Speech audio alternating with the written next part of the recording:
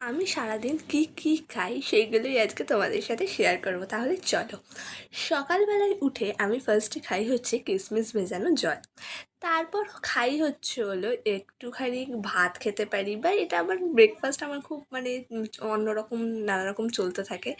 তো আজকে লাঞ্চে খুব সাদামাটাই মেনু ছিল, বাট ছিল আমার প্রিয় একটা খাবার, ছিল পমফ্রেট তন্দুরি। আমার তো খুব প্রিয় লাগে। উচ্ছে ভাজা, ডাল, তার সাথে ছিল পমফ্রেটের ঝোল।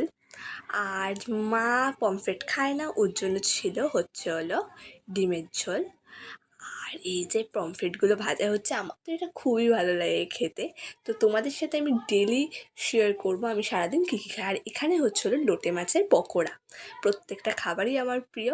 তারপর সন্ধ্যাবেলায় কী খাবো, তো মনে পড়লো বাবা একটা পাস্তা এনেছিল, তো চলো এদিকটাই বানানো যায়। এটাকেই মাছ, চিকেন, তারপর আরও মশলা টশলা দিয়ে বেশ ভালো বানিয়েছিল, খেতে খুব টেস্টি হয়েছিল।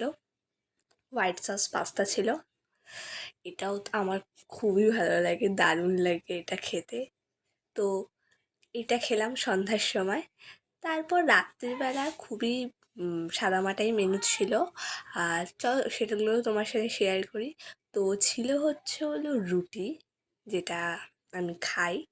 একটু ভাতও খাই, এখানে ভাতও ছিল।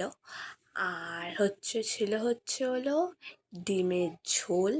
তোমাদেরকে সকালেই দেখেছি, আলু ভাজা, ডিম সেদ্ধ, ডাল, আর আগের দিনের চানা ছিল। তো সেইটাই। তো এই এই ছিল সারা